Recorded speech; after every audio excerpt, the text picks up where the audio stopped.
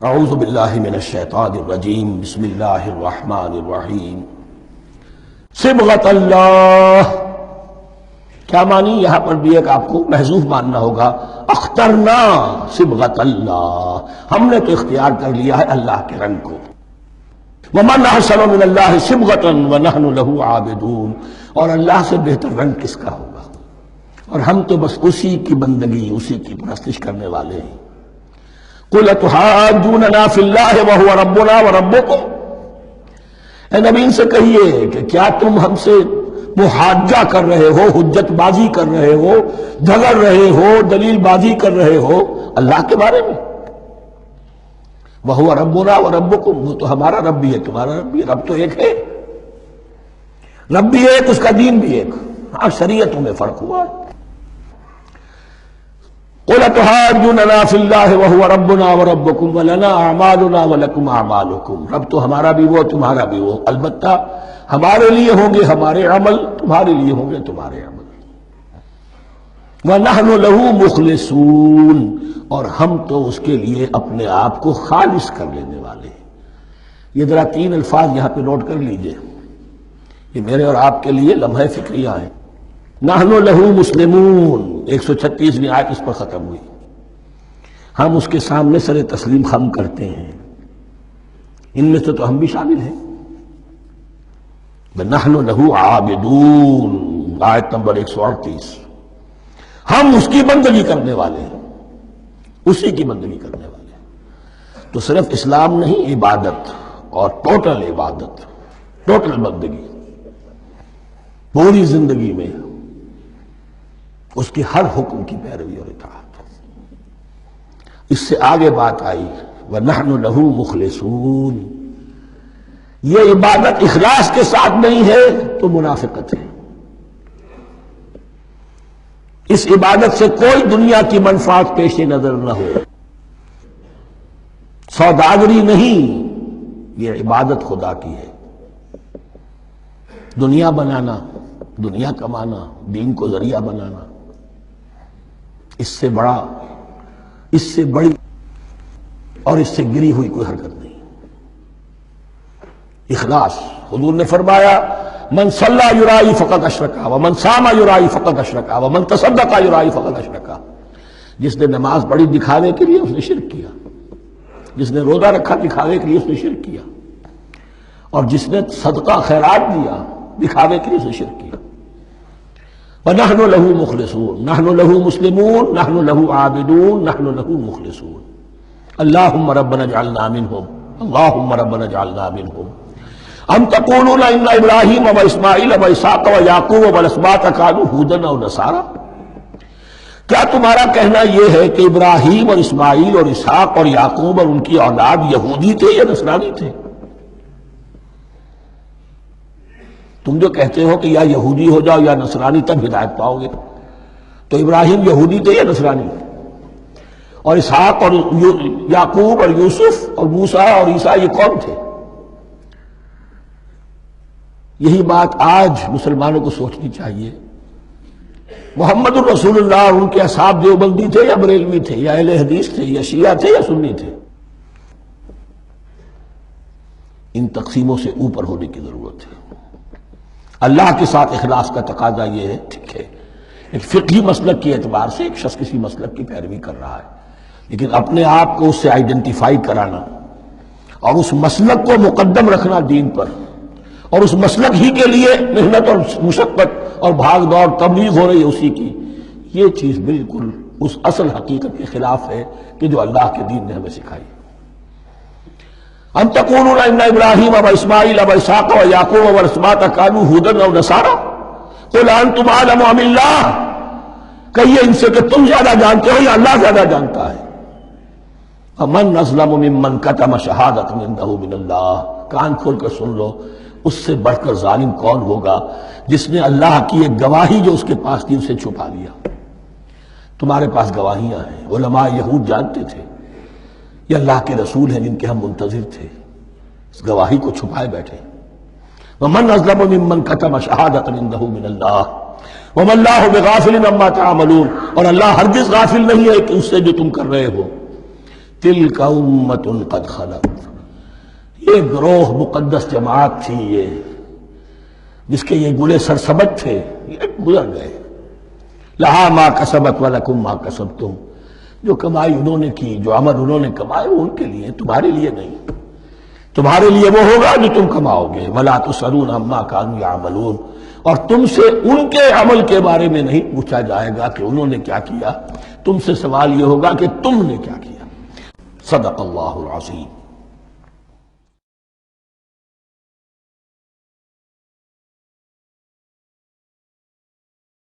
اعوذ باللہ من الشیطان الرجیم، بسم اللہ الرحمن الرحیم۔ اب یہ تحویل قبلہ کا مضمون براہ راست آ رہا ہے۔ اس کے لیے تمہیدی 2 رکوع ہم پڑھ چکے ہیں۔ حضرت ابراہیم کا تذکرہ جو معمار ہیں بیت اللہ کے، ابو الانبیاء ہیں، امام الناس ہیں، انہی کی ایک نسل بنی اسرائیل ہے، انہی کی ایک نسل بنی اسماعیل ہے۔ ان کا دین کیا تھا، اس کی بنیاد کیا تھی، انہوں نے اور خود ان کے پوتے حضرت یعقوب نے اپنی اولاد کو کس بات کی وصیت کی تھی، اب وہ اولاد مختلف پگڈنڈیوں پر چل کر کہاں کہاں پہنچ چکی ہے، یہ سارا پس منظر ہے اصل میں اس تحویل قبلہ کے لیے۔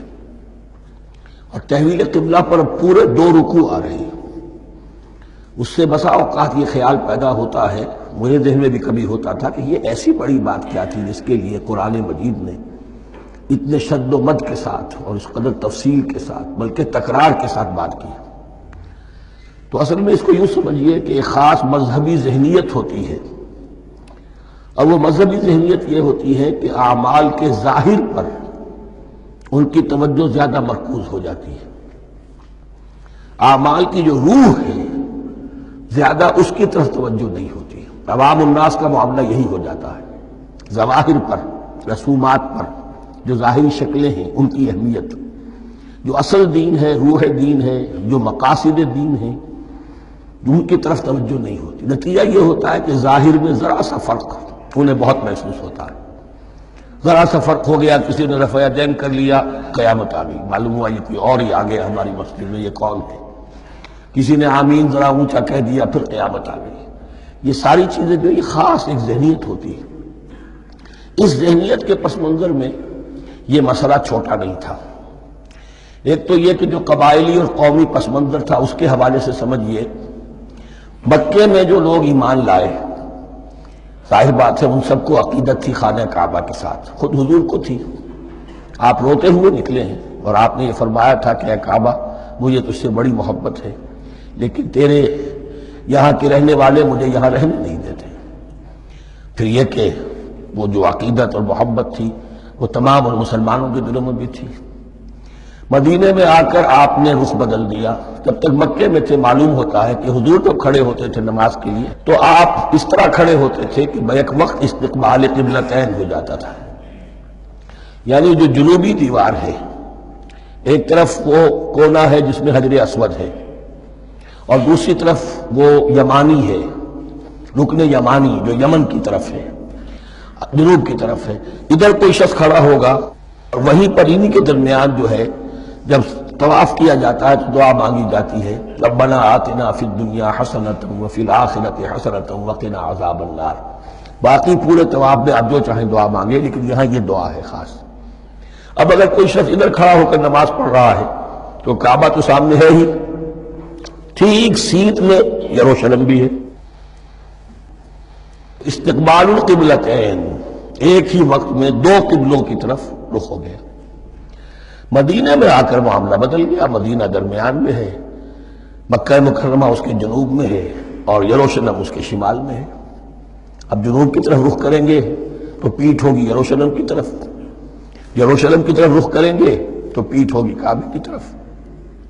اس میں امتحان ہو گیا ان لوگوں کا جو ایمان لائے تھے کہ آیا وہ محمد الرسول اللہ صلی اللہ علیہ وسلم کے فرمان کی پیروی کرتے ہیں یا اپنی پرانی عقیدتوں اور اپنی پرانی جو روایات ہیں ان کو زیادہ اہمیت دیتے ہیں۔ اللہ کا شکر ہے جو لوگ مکے سے آئے تھے ان کی اتنی تربیت ہو چکی تھی کہ ان میں سے کسی کے لیے کوئی مسئلہ پیدا نہیں ہوا۔ اقبال کا وہ مصرع پھر سنا رہا ہوں، بمصطفیٰ برساں خیش را کے دی ہم اوست، اگر بہو نہ رسیدی تمام بولا بیست۔ حالانکہ قرآن مجید میں کہیں منقول نہیں ہے کہ اللہ نے حکم دیا تھا، ہو سکتا ہے اللہ نے حضور کو وحی خفی کے ذریعے سے حکم دیا ہو، لیکن وحی جلی میں کہیں نہیں ہے کہ آپ کو حکم دیا گیا ہو کہ اب یروشلم کی طرف رخ کر کے نماز پڑھیے۔ یہ امتحان ہو گیا کہ رسول کا اتباع کتنا کچھ ہے۔ اب جب یہ حکم آیا، اب امتحان ہو گیا جو مدینے میں رہنے والے جو ایمان لائے تھے ان کا، اس لیے کہ یہاں یہودی بھی تھے، بعض ان میں سے ایمان لائے۔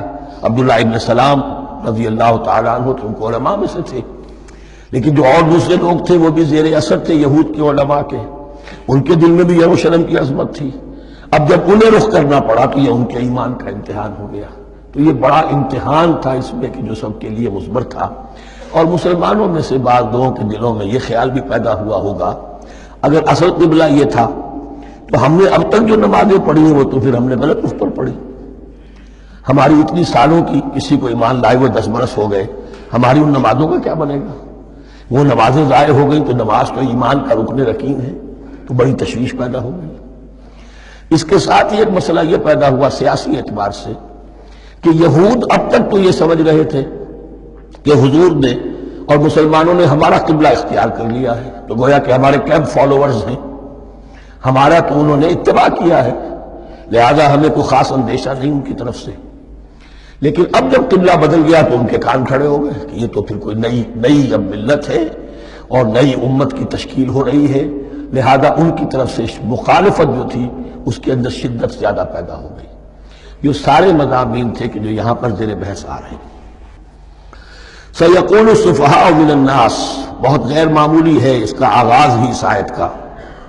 ان قریب کہیں گے لوگوں میں سے احمق اور بے وقوف لوگ، ما وَلَّاهُمْ عَنْ قِبْلَتِهِمُ الَّتِي كَانُوا عَلَيْهَا، کس چیز نے پھیر دیا انہیں اس قبلے سے کہ جس پر یہ تھے۔ یعنی یہ 16 مہینے نماز پڑھی ہے بیت المقدس کی طرف رخ کر کے، یروشلم کی طرف، اب کس چیز نے پھیر دیا انہیں؟ قُلْ لِلَّهِ الْمَشْرِقُ وَالْمَغْرِبُ، دیکھیے وہی الفاظ جو 14ویں رکوع میں آئے تھے جو تمہید بن رہے تھے، کہہ دیجئے کہ اللہ ہی کے لیے ہے مشرق اور مغرب۔ گویا کہ شمال اور جنوب، مشرق و مغرب، شمال و جنوب، محاورے میں مشرق و مغرب زیادہ استعمال ہوتا ہے، سب اللہ کے ہیں، اللہ کسی صنف میں محدود نہیں ہے۔ یہدی من یشاء الی صراط مستقیم، وہ جس کو چاہتا ہے سیدھے راستے کی طرف ہدایت دے دیتا ہے۔ وَكَذَلِكَ جَعَلْنَاكُمْ، اب یہ خاص بات کہی جا رہی ہے، اے مسلمانوں تم اس تحویل قبلہ کو معمولی بات نہ سمجھو، یہ علامت ہے اس بات کی کہ اب تمہیں وہ حیثیت حاصل ہو گئی۔ وَكَذَلِكَ جَعَلْنَاكُمْ أُمَّةً وَسَطًا لِتَكُونُوا شُهَدَاءَ عَلَى النَّاسِ وَيَكُونَ الرَّسُولُ عَلَيْكُمْ شَهِيدًا، اب تمہارا فرض منصبی یہ ہے کہ رسول نے جس دین کی گواہی تم پر دی ہے اپنے عمل سے، اپنے قول سے، اسی دین کی گواہی تمہیں دینی ہے اپنے قول سے اور اپنے عمل سے پوری نوع انسانی پر۔ اب تم لنک بن گئے ہو۔ اب تک نبوت کا سلسلہ جاری تھا، ایک نبی کی تعلیم ختم ہوئی، بگڑ گئی، تحریف ہو گئی، غائب ہو گئی، دوسرا نبی آ گیا، پھر کچھ تیسرا آ گیا، چلے آ رہے۔ لہذا ہر دور کے اندر اب وہ جو معاملہ تھا تسلسل کے ساتھ چل رہا تھا، اب یہاں نبوت ختم ہو رہی ہے محمد رسول اللہ صلی اللہ علیہ وسلم پر، تو نوع انسانی تو ختم نہیں ہو رہی، ابھی قیامت تو نہیں آئی ہے۔ اب آگے لوگوں کو تبلیغ کرنا، ان تک دین پہنچانا، ان پر حجت قائم کرنا، ان کا احقاق حق پر ابطال باطل کا فریضہ سر انجام دینا، یہ کون کرے گا؟ تو پہلے تو ہمیشہ اللہ کی طرف سے وہی جبریل لائے اور نبی کے پاس آ گئے، نبی نے لوگوں کو سکھا دیا۔ اب یہ کہ اللہ سے جبریل لائے محمد کے پاس، محمد نے سکھایا تمہیں، اور تمہیں سکھانا ہے پوری نوع انسانی کو، تو تم اب وہ درمیانی لنک ہو۔ وَكَذَلِكَ جَعَلْنَاكُمْ أُمَّةً وَسَطًا لِتَكُونُوا شُهَدَاءَ عَلَى النَّاسِ وَيَكُونَ الرَّسُولُ عَلَيْكُمْ شَهِيدًا، یہ مضمون زیادہ کھلے گا چل کر سورہ حج کی آخری آیات میں۔ اسی طرح سے مراد یہ کہ تحویل قبلہ ایک مظہر ہے اس کا، اس سے اب تم اپنی ذمہ داریوں کا اندازہ کرو، صرف خوشیاں نہ مناؤ، جشن نہ مناؤ، بلکہ یہ کہ یہ ایک بہت بڑی ذمہ داری کا بوجھ ہے جو تم پر آ گیا۔ کبھی ہم نے اپنے بندے محمد کے کاندھوں پر جب یہ بوجھ رکھا تھا تو ان سے بھی کہا تھا صلی اللہ علیہ وسلم، اِنَّا سَنُلْقِي عَلَيْكَ قَوْلًا ثَقِيلًا، اے نبی ہم آپ پر ایک بھاری بات ڈالنے والے ہیں۔ وہی بھاری بات بہت بڑے پیمانے پر اب تمہارے کندھوں پر آ گئی ہے۔ وَكَذَلِكَ جَعَلْنَاكُمْ أُمَّةً وَسَطًا لِتَكُونُوا شُهَدَاءَ عَلَى النَّاسِ وَيَكُونَ الرَّسُولُ عَلَيْكُمْ شَهِيدًا وَمَا جَعَلْنَا الْقِبْلَةَ الَّتِي كُنْتَ عَلَيْهَا، اور ہم نے نہیں قرار دیا تھا اس قبلے کو جس پر کہ اے نبی آپ پہلے تھے۔ یعنی یہ دو طرح کی بات ہو سکتی ہے، وہی خفی سے اللہ نے فرمایا ہو کہ اے محمد اب کچھ عرصے کے لیے یروشلم کی طرف رخ کر کے نماز پڑھو، وہی جلی میں نہیں ہے۔ اور یہ بھی ہو سکتا ہے یہ حضور کا اجتہاد ہو اور اسے اللہ نے قبول فرما لیا ہو، دونوں باتوں کا امکان موجود ہے۔ حضور کے اجتہاد پر اگر اللہ کی طرف سے نفی نہ آئے تو وہ گویا اللہ کی طرف سے۔ وَمَا جَعَلْنَا الْقِبْلَةَ الَّتِي كُنْتَ عَلَيْهَا إِلَّا لِنَعْلَمَ مَن يَتَّبِعُ الرَّسُولَ وَمِمَّن يَنقَلِبُ عَلَىٰ عَقِبَيْهِ، اور نہیں ٹھہرایا تھا ہم نے اس قبلے کو جس پر کہ آپ رہے ہیں مگر یہ جاننے کے لیے کہ کون ہے، یہ ظاہر کرنے کے لیے کہ کون ہے کہ جو اتباع کرتے ہیں رسول کا صلی اللہ علیہ وسلم، اور وہ کون ہے کہ جو اپنی ایڑیوں کے بل لوٹ جاتے ہیں۔ یعنی مدینے میں آ کر اگر کوئی مکے کا مسلمان کہتا صاحب یہ قبلہ مجھے قبول نہیں ہے، وہ واپس ہو جاتا، ایسا ہوا نہیں۔ اور اب جب مکے کی طرف رخ ہو گیا ہے تو کوئی انصار میں سے، کوئی مدینے میں جو ایمان لائے ان میں سے کسی نے کہا کہ ٹھیک ہے جی ہمارا قبلہ وہ تھا، اب آپ نے اپنا قبلہ بدل دیا، آپ کا راستہ اور ہمارا راستہ اور، نہیں، وہ تمام کے تمام مسلمان ان آزمائشوں میں کامیاب ہوئے۔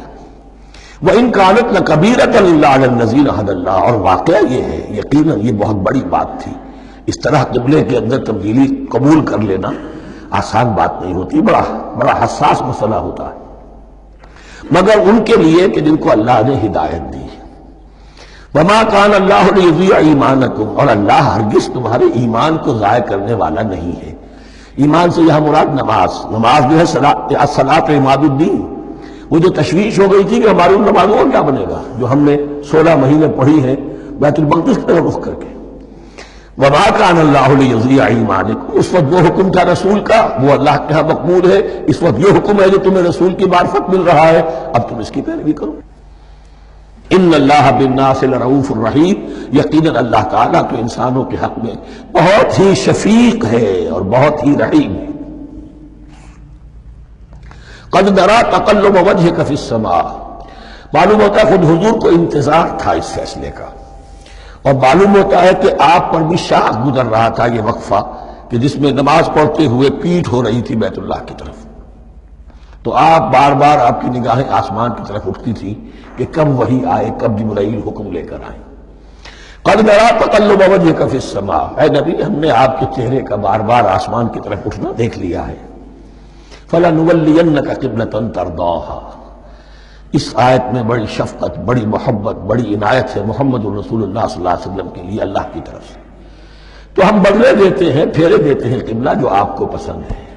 ظاہر بات ہے کہ حضور کو جو محبت تھی اور جو بھی آپ کو ایک رشتہ قلبی تھا بیت اللہ کے ساتھ، فَلَنُوَلِّيَنَّكَ قِبْلَةً تَرْضَاهَا، ہم بدلے دیتے ہیں، بدل دیں گے قبلہ اسی طرف جو آپ کو پسند ہے۔ فَوَلِّ وَجْهَكَ شَطْرَ الْمَسْجِدِ الْحَرَامِ، تو بس اب پھیر دیجیے اپنے رخ کو مسجد حرام کے رخ پر۔ وَحَيْثُ مَا كُنْتُمْ، اور مسلمانوں جہاں کہیں بھی تم ہو، مدینے میں ہو یا کہیں اور ہو، مغرب میں ہو، شمال میں ہو، جنوب میں ہو، کہیں ہو، فَوَلُّوا وُجُوهَكُمْ شَطْرَهُ، تو اپنا چہرہ نماز میں اسی کے رخ پر پھیرو۔ وَإِنَّ الَّذِينَ أُوتُوا الْكِتَابَ لَيَعْلَمُونَ أَنَّهُ الْحَقُّ مِنْ رَبِّهِمْ، اور جن لوگوں کو کتاب دی گئی تھی وہ جانتے ہیں کہ یہ حق ہے ان کے پروردگار کی طرف سے۔ تورات میں بھی یہ مذکور تھا کہ اصل قبلہ ابراہیمی وہی تھا، اس لیے کہ یروشلم تو تعمیر کیا ہے حضرت ابراہیم سے کوئی 1000 سال کے بعد حضرت سلیمان نے۔ یہ جو بھی ہیکل سلیمانی ہے کم سے کم 1000 برس کا فصل ہے حضرت ابراہیم اور حضرت سلیمان میں۔ تو حضرت ابراہیم کا قبلہ کون سا تھا؟ تو وہ بھی مولانا امین احسن اصلاحی صاحب نے اردو میں ترجمہ کیا ہے مولانا حمید الدین فراہی کی کتاب کا، اور وہ بہت اہم ہے اس موضوع کو سمجھنے کے لیے۔ بہت سے مسلمان مفسرین نے بھی اس میں ٹھوکر کھائی ہے۔ ان الذین اوتوا الکتاب لیعلمون انہ الحق من ربہم وما اللہ بغافل عما یعملون، اور اللہ غافل نہیں ہے اس سے کہ جو وہ کر رہے ہیں۔ ولئن اتیت الذین اوتوا الکتاب بکل آیۃ ما تبعوا قبلتک، اے نبی آپ ان اہل کتاب کو اگر تمام دلائل بھی دے دیں گے، تمام نشانیاں بھی دکھا دیں گے، تب بھی یہ آپ کے قبلے کی پیروی نہیں کریں گے۔ وما انت بتابع قبلتہم، اور نہ ہی اب آپ پیروی کرنے والے ہیں ان کے قبلے کی۔ یہ تو لکم دینکم ولی دین والا معاملہ ہو گیا. وما بعضهم بتابعین قبلۃ بعض، حد یہ ہے کہ یہ خود جو ہے آپس میں ایک دوسرے کے قبلے کی پیروی نہیں کرتے. یعنی نصارہ اور یہود اگرچہ یروشلم سب کا قبلہ ہے، لیکن عین یروشلم میں جا کر جو یہودی ہیں وہ مغربی گوشے کو اختیار کرتے تھے، مغرب کی طرف رخ کرتے تھے ہیکل سلیمانی میں، اور جو نصارہ ہے وہ مشرق کی طرف. اس لیے کہ حضرت مریم سلام علیہا نے جو اعتکاف کیا تھا مکاناً شرقیہ، وہ جو مکان تھا ان کا جہاں اعتکاف تھا، جہاں فرشتہ ان کے پاس آیا ہے، وہ ہیکل کے کسی شرقی گوشے میں تھا. تو انہوں نے عیسائیوں نے اسی کو اپنا شرقی گوشے کو قبلہ بنا لیا. فَلَئِنِ اتَّبَعْتَ أَهْوَاءَهُمْ، اور اے نبی اگر بالفرض آپ نے ان کی خواہشات کی پیروی کی، من بعد ما جاءك من العلم، اس کے بعد کہ آپ کے پاس العلم صحیح علم آ چکا ہے، إِنَّكَ إِذًا لَّمِنَ الظَّالِمِينَ، تو آپ بھی پھر ظلم کرنے والوں میں سے ہو جائیں گے. صدق اللہ العظیم.